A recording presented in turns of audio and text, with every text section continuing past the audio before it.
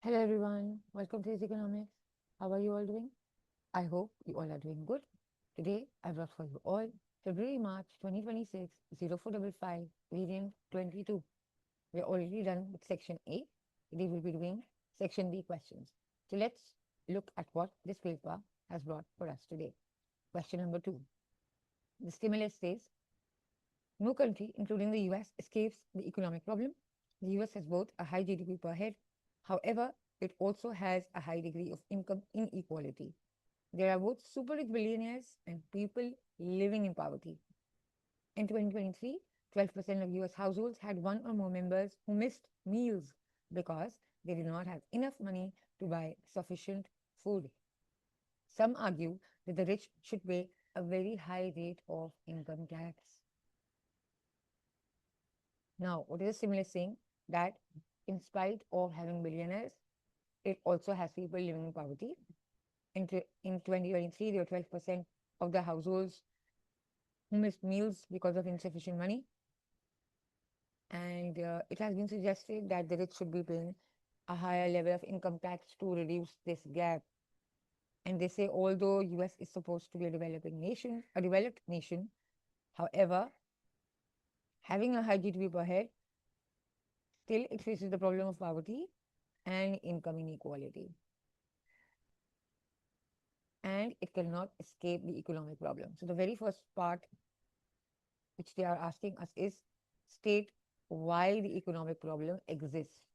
So if you know what is economic problem, you can clearly tell that economic problem exists because now it's a 2-mark question. So this means you need to mention in 2 things in order to gain full 2 marks. So now why the economic problem exists? You're going to 2 reasons. Because resources are scarce and wants are unlimited, right? So whenever we have unlimited wants and resources are scarce, they are insufficient to meet the wants in an economy. Therefore, the problem, basic economic problem, exists in almost all economies. All right. Part B. Part B says explain 2 reasons for differences in income distribution between countries. Now it's a 4-mark question. How are the marks going to be distributed? 1 mark for the first reason, and explanation of the first reason is going to give you full 2 marks. The third mark you'll get for giving the second reason. An explanation of the second reason would give you full 4 marks. Now they are asking you to explain those 2 reasons. Why do you think income distribution exists between countries? Now they're not talking about a single country. They are asking you why would there be differences in income in country A and country B, for instance. One could be a developed nation, one could be a developing nation, or it could either be that both are developed. Now, what could be the possible reasons?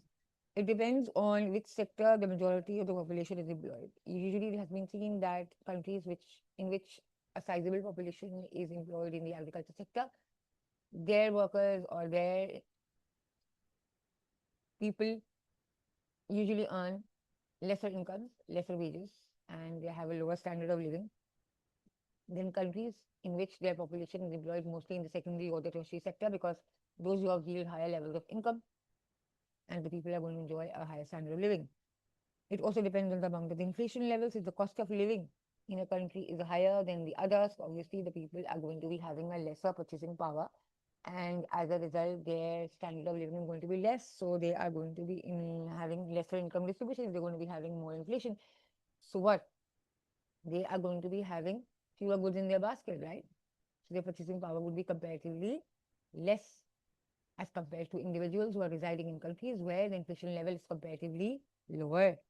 It also depends upon the education level. If a country's population is more educated and possess a higher level of skills, this means they would be working in jobs that yield higher incomes, or they would be having a higher productivity. And we know when the workforce is productive, so higher productivity means they are able to produce more output and earn higher.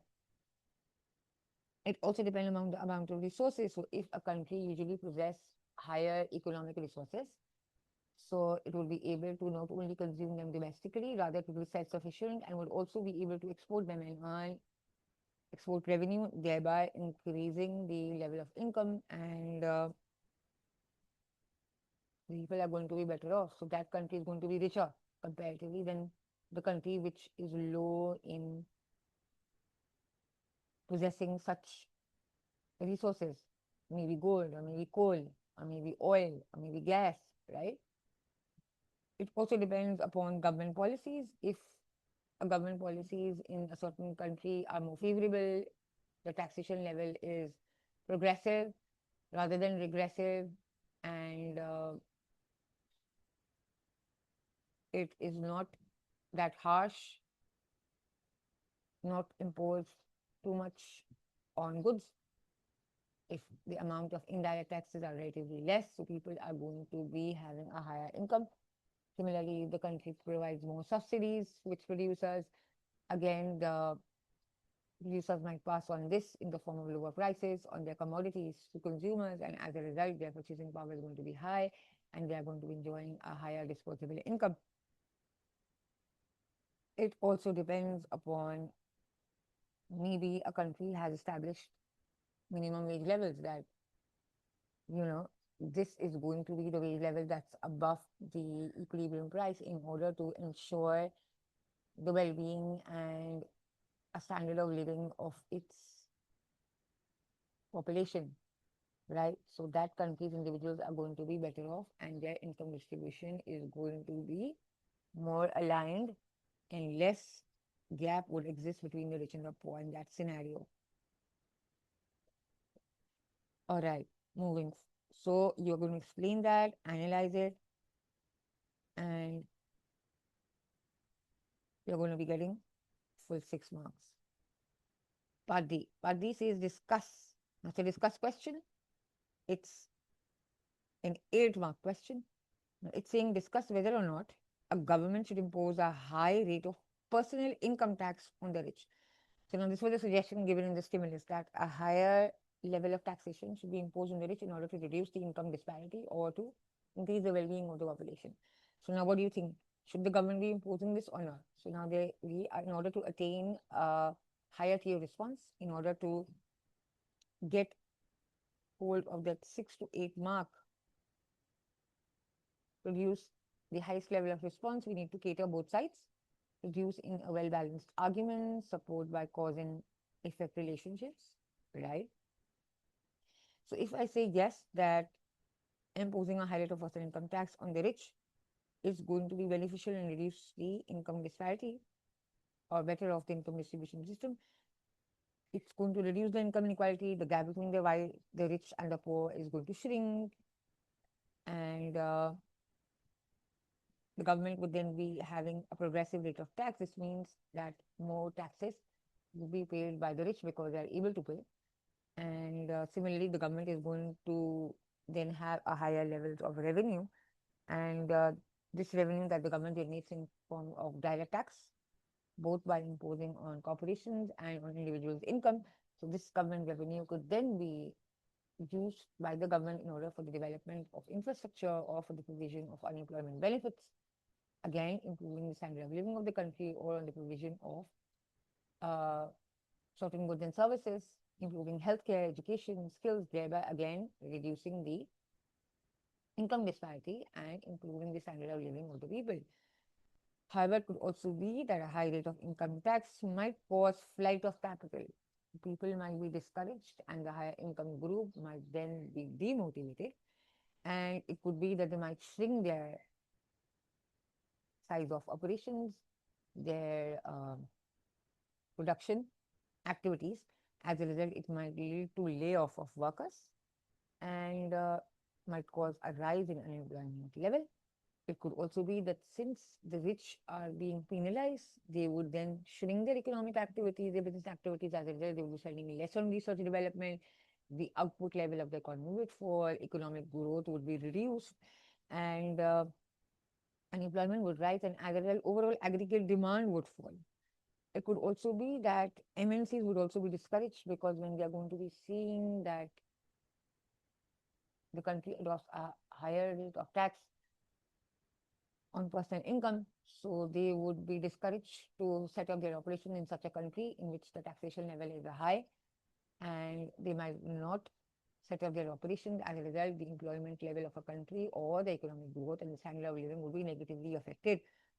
It could also be that if the government imposes a higher rate of personal income tax, it might also lead towards tax evasion. So people might try to avoid taxes and they might not pay taxes, thereby again reducing the government revenue. So the conclusion would be that the government should impose a balanced progressive tax system, which would be favorable, right? I hope you've understood. Moving forward, question number 3. Now, question number 3 says, monetary policy has changed in Ethiopia in recent years. The country's central bank now uses change in interest rate rather than controls on bank lending. It has also moved from operating a fixed exchange rate to a floating exchange rate. The Ethiopian government uses a range of supply side policy measures. The government has privatized some sugar processing firms, but most large firms are still state owned. So now there are certain changes that the government has done. From fixed, it has now moved to floating. From bank lending, it is now dependent upon interest rates. It has privatized some sugar firms, but still majority of the firms are nationalized, state-owned. Now, they are saying identify, the first part says identify 2 causes of an increase in the demand for bank loans. So now you just got to list it down because it's a 2-mark question. Now, why do you think there would be an increase in bank loans, the demand for bank loans? It could either be that there was a fall in interest rates, making it more convenient and easy for people to borrow on relatively favorable terms. It could also be because of a successful bank advertising campaign that the people are more encouraged to borrow on friendly terms and conditions. It could also be that overall the aggregate demand is rising as a result when consumer spending is rising. So firms find it more encouraging to invest, and as a result they would borrow. It could also be that the businesses have a higher confidence in the outlook of the economy and it looks promising. So now they are more inclined to invest and the investment opportunities are more lucrative. So they find it feasible enough to borrow and invest and increase their production activities. Part B. Part B says explain 2 supply side policy measures other than privatization. So now they're saying other than privatization, list and explain 2 supply side policy measures. We know supply side policy measures are those which aim to increase the productive potential of the economy. So when we are talking about supply side policy measures, it's a 4-mark question. So 1 mark is again going to be for one identification of the policy measure and an explanation. And the 3rd mark is going to be for the identification of the second policy and its explanation will give you final 4 marks. So now it could either be increase in education, the provision of education, increase in more training. So both increase in education and training are going to increase the productivity. It's going to make the population both geographically and occupationally mobile. As a result, they will be able to adapt, be more flexible, and unemployment level is going to fall, the income levels are going to rise. Provision of subsidies, again, it's going to help producers increase their output level, increase their employment level. As a result, aggregate output is going to increase, economic growth is going to be witnessed, production activities are going to increase. Reduction in direct taxes, again, would be an incentive when you are going to tax less of both direct incomes and a firm's profits. So corporate profits. So as a result, it's going to be an incentive for firms not only to expand their production activities, rather than firms, individuals are also going to be having more disposable income. Again, as a result, aggregate demand would increase and it would signal the firms to expand their production activities, the employment level would rise, economic growth would be witnessed, and production overall in the economy would rise. All right, I hope this is clear. Moving forward, part C. Part C is again an analyzed question. It's a 6-mark question. You can mention 4 to 5 points, expand on that, develop those link analysis, and get hold of full 6 marks. Now, what's this part saying? It's saying analyze how state-owned firms may benefit a country's population. Now, they're saying if the firms, more and more firms are nationalized, right, rather than being privatized. So how do you think would it be advantageous for an economy? They're going to analyze that. You see, if the firms are more and more being nationalized or in the public sector. So it's going to be beneficial for the economy in the sense that they have an objective of social welfare rather than profit maximization. So when they look for the social welfare of the economy, they seek to seize hold of the economic welfare at large rather than being concerned about their own personal profits or income levels. As a result, they are going to be concerned more on ensuring that there are lesser contributors towards negative externalities or increase in, things like pollution or causing depletion of natural resources or being a source of destruction to the natural environment in the form of deforestation or increase in pollution, right? Furthermore, these firms could be providing public goods or merit goods, public goods in the form of, let's say, street lighting, because these goods are goods which are talking about non-excludability and non-rivalry, and they are not provided by the private sector. So if more firms are there in the public sector, so it's likely that they are going to be providing public goods which are not provided by the private sector. Similarly, they could also be providing you merit goods such as education and healthcare, which are underconsumed or deemed to be less important by the private sector, and as a result are underconsumed or underproduced. As a result, more production of public and merit goods would increase the overall standard of living of an economy. It could also be that these public organizations have the objective of increasing the employment level. So they would be improving the overall scenario of the economy by increasing the employment level. Thereby, the people are going to be better off. They are going to be enjoying a higher standard of living. It could be beneficial for the economy then.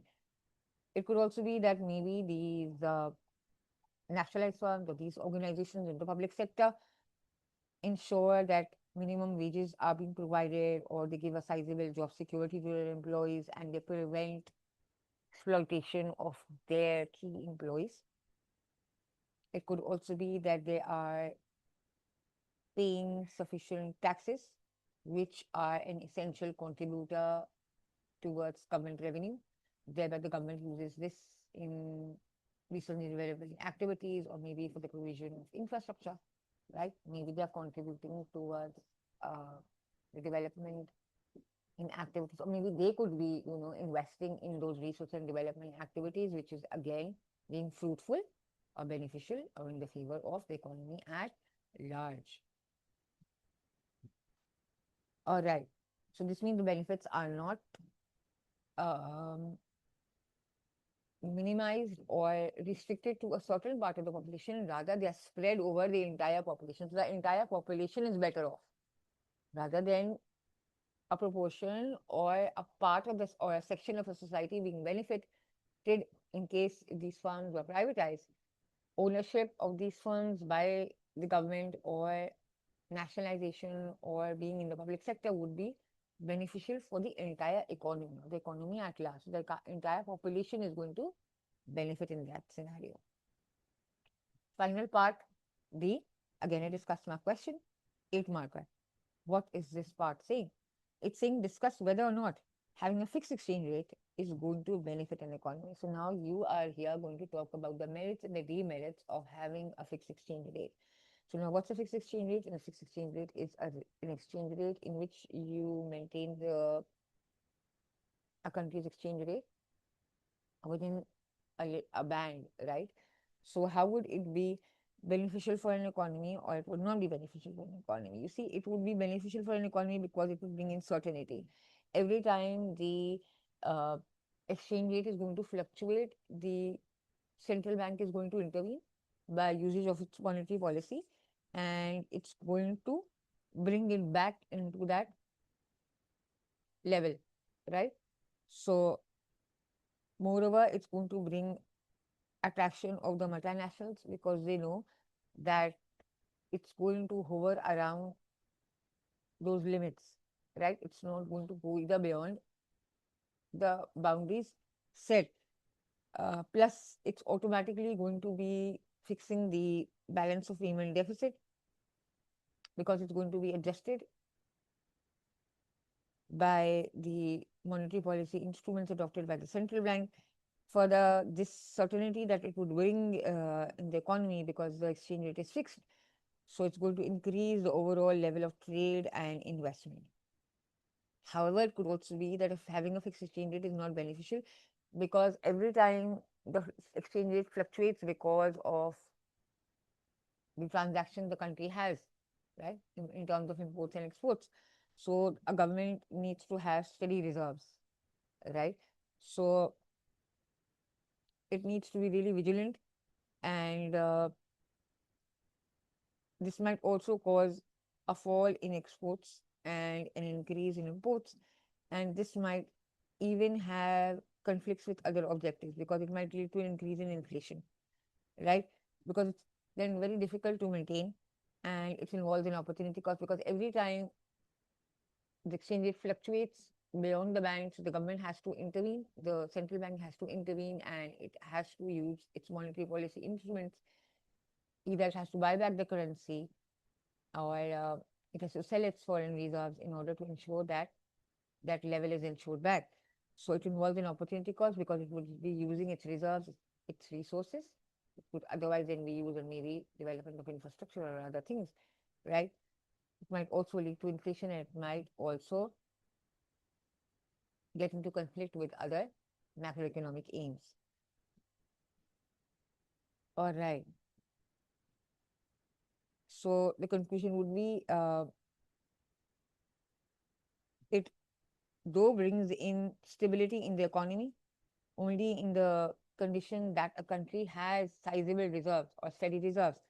But flexibility is the main question. It hampers the flexibility of an economy, and it's suitable if a country has sizable reserves by bringing in stability. All right, moving forward, question number 5. Now, question number 5 says some countries stop firms contacting their workers outside of their normal working hours. In 2024, Australia joined 16 other countries when it passed a law to protect workers' free time. So now they do not want to contact employees beyond their working hours. Such legislation can increase the health and motivation of workers and is supported by trade unions. However, it can reduce the price elasticity of supply of firms in both competitive and monopoly markets. So now they're saying that Australia was one of the countries among the other 16 countries who decided not to contact their employees beyond their working hours. And the aim was to increase their motivation and improve their overall health and the well being of the employees. However, they say that it could reduce the price elasticity of supply of firms, both whether it's a competitive market or a monopoly situation. Now, the first part, again, a 2-mark question. It's asking you just to state the formula for price elasticity of supply. So you can either write in words or write in the way I have expressed it in the form of a fraction, that is percentage change in quantity supplied divided by percentage change in price. The triangle is denoting the change. You can write in terms of the triangle as well, or you could write it in words, the word change. You've done that, straight 2 marks. Easy peasy. All right, moving forward, part B. Part B says explain 2 reasons why a worker may choose to work long hours. So now, again, it's a 4-mark question. Explain question. How are the marks going to be allocated? 1 mark for the reason identification, 1 mark for the explanation of the first reason, the 3rd mark for the explanation of the second reason, the final 4th mark for the explanation of the second reason. Now, why do you think workers might choose to work long hours? Very pretty simple. They either want to meet a deadline and they want to finish all their work, right? They want to finish their tasks being assigned on a timely basis rather than procrastinating. They find pride or ownership on their work, and they do not mind working or stretching beyond their working time. They look forward to their work, they find pride in their work, they are passionate about their work. It could also be that they want to impress the authorities and they are aiming at achieving a promotion. Maybe they think by working long hours they will be attracting the higher officials and increasing their chances of being promoted in their jobs. As a result, they also might be working in order to seek higher levels of income, right? So, in order to enjoy higher income levels, to have access to more goods and services, improve their standard of living, enjoy a higher quality of life, they might aim to put in long hours. All right, you've done that, straight 4 marks. Part C. Part C is an analyzed question. It's asking you how a competitive market differs from a monopoly market. So now we all know how monopoly market differs from a competitive market. It's a 6 mark question.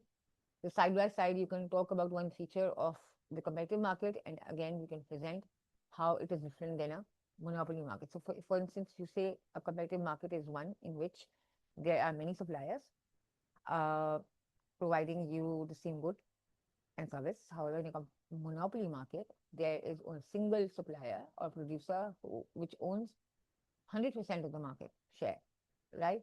In a competitive market, there are no barriers to entry. However, in a monopoly market, there are sufficient barriers which makes it difficult for producers to enter. Similarly, firms in a competitive market are price takers, and one firm is not able to determine the equilibrium price. However, in monopoly market, firms are price makers. They are the one who set prices, and they are also the one who then exploit the consumers by charging high, and whatever price levels they determine, the consumers are forced to pay because they're the only single producer in the market. It's also observed that price elasticity of demand of goods and services are relatively high in competitive market because there are sufficient producers of goods and services. So a single change in price would greatly affect the demand for that particular firm's goods and services because there are a lot of substitutes available. However, that's not the case in monopoly market because there are no substitutes available. So price elasticity of demand is low or it's inelastic when it comes to monopoly market. It's also seen that there are low profits in competitive market. However, there are supernormal profits being enjoyed by a monopoly firm when it talks about a monopoly market. So you've done that and you will be awarded straight 6 marks. All right, moving forward, final part of this question. It's again a discuss question. It's an 8 mark question. What is this question asking? It's asking you to discuss whether or not trade union membership is likely to increase. So now what do you think, in which scenario would there be a surge in the membership of trade union? So if we say that yes, it's likely that the trade union membership is going to increase, it could be in the scenarios in which the number of workers are increasing. So if there are more people entering into the labor force, it could be that they might be inclined towards joining the trade union, especially in the scenario if which it's easy to be a part of a labor union, and in which case it's been observed that a labor union is responsible for ensuring an increase in wages or in ensuring that the working conditions are improved or ensuring that the working conditions are relatively suitable for the firm's employees, and if the vulnerability is high, so that they are more likely to be a part of the trade union. And as more and more workers are aware of their rights, so they believe that being a part of the trade union is going to make their life better off. So they might be a part of trade union, especially in scenarios where trade union have a hold and say, and they are likely to project consumer rights, not consumer rights, worker rights. However, it could also be that trade union membership might not increase if there are employees which, instead of seeking stable employment level, they are more working for gigs, short-term employment or employment options, right? So they might not find it feasible to be a part of the labor union. And it could also be that maybe there are laws restricting entries to such trade unions and the government might penalize, or it could be that firms penalize or lay off workers who become part of such trade unions. So employees might be discouraged to be a part of such trade unions because they fear that their jobs might they might lose their jobs. So it could also be that as the level of unemployment level increases, so there would be lesser people being a part of this labor trade union. And if the pays the salaries and the working conditions are suitable enough. So employees might not find suitable to be a part of these labor unions because they are better off in any way. So what's the purpose in being a part of these labor unions when their employers already cater to their demand, right? Or when they are already happy or satisfied with the working conditions or the existing wage levels. So it depends upon how vulnerable the workers are and whether or not they have access to higher wages and better working conditions, right? And it also depends on how much uh, the it depends on the government policies of each country, whether it encourages or it has laws restricting the entry to such trade unions. Last question of this paper, question number 5. Question number 5 talks about everyone, including young and old workers who live on an island of Panama, were relocated to the mainland in 2024. This occurred because of the rise in sea levels and repeated flooding, so they shifted the population, and which the public good of sea defenses could not prevent. So people from small island nations may need to move unless governments can reduce pollution, which can cause rising sea levels. And the effect of standard of living on those who move from countries with small populations to countries with large populations is uncertain. So now they say the impact of the population who move with small populations to countries with larger populations. So now the impact is uncertain. They don't know how it impacted their lives or the overall scenario. But they did that because even the sea defenses could not prevent the negative externalities. So now the first part says define public good. It's a 2-mark question. So now we know public good is a good which is non-excludable and non-rival, which means that what does non-excludable mean? That people cannot be prevented from using it, right?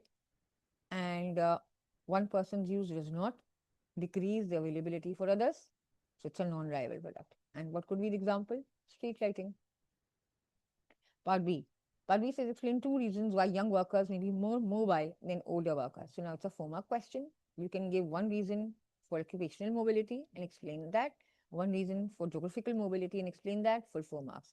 So you can say that maybe younger workers are more occupationally mobile because they have the required skills and the qualifications. They are more adaptable to be a part of organizations, and they can easily adapt and get hold of new skills and qualifications. And they are also geographically mobile because they got less family commitments and they've got a lesser number of dependents dependent on them. So they are more geographically mobile. As a result, they are more mobile as compared to older workers. Finally, part C. Part C is an analyzed question. It's a 6-mark question. It's asking how a government can reduce pollution. So now we know what can policies be adopted by a government in order to reduce pollution. A government can reduce pollution by imposing taxes such as carbon tax. It can provide subsidies to firms that are adopting greener production. It can impose laws. It can provide limits on emissions, or maybe it can ban pollution, or impose laws on deforestation and cutting of forests, right? It can also provide in more provision of services in the form of infrastructure, like provision of more public transport, thereby again decreasing the level of pollution, right? So when it would be providing more buses in form of maybe subsidized public transport, so it's going to be contributing less towards pollution and encouraging people to maybe cycle more, and rather than adopting their own private vehicles dependent upon more public transport. Again, it can increase also awareness regarding harmful consequences of pollution, thereby decreasing the level of pollution in the economy. It's a 6-mark question. You've mentioned these points and you'll get full 6 marks. Final part D. Discuss whether or not people who emigrate will enjoy a higher standard of living. So now it's an 8-mark question. So now what do you think if the people are going to be moving to other countries, will they be better off or not? We could say that yes, they could be better off if they are able to get access to higher wages, or they are able to enjoy perks or benefits, more benefits, or the working conditions are more favorable rather than being in the home country, or they're able to enjoy a better or more access to healthcare. So it's going to increase their productivity level. They're going to be increasing higher levels of income. They're going to be better off. The standard of living is going to rise. They're going to be enjoying a more provision of goods and services. If more job opportunities are there in the other countries, so they are going to again be better off. They are going to increase their chances of earning higher incomes. It could also be that if they have access to more education and better facilities of training and updating their skill set, so they will be more productive, contributing towards more output, again enjoying a higher income level, increasing their chances of promotion. However, it could be that maybe immigration might not be beneficial if the cost of living in that country is comparatively higher, if maybe housing is relatively expensive, taking up a sizable quantum of their wages, or it could be maybe that the inflation level in that country is relatively higher, thereby reducing their purchasing power, and maybe they might not be better off. It could also be that maybe the level of taxation, that the legislations in that country is relatively harsh or maybe unfavorable. Maybe more of their income is taxed, or maybe they might face, racial discrimination in that country. They might be finding it difficult because of the social cultural differences in that country. Maybe language is a barrier, or maybe culture is a barrier, or maybe religious practices is a barrier, and they might not fully adjust in that environment. It could also be that maybe they have to spend a sizable amount of their income on sending back the remittances, and they might not be better off in that case. It could also be that maybe they are the GDP level, GDP per head is relatively lower, and they might not be better off. It could also be maybe that the level of unemployment in that country is relatively higher. So, if migrants are able to get stable or permanent employment and access to better healthcare services and more chances of promotion or job opportunities, then they are going to be better off. However, if there are lesser job opportunities and the working conditions are not favorable, or the cost of living is relatively higher, then they are not going to be better off. So I hope you understood this paper and you enjoyed solving it with me. Stay tuned, subscribe, happy learning.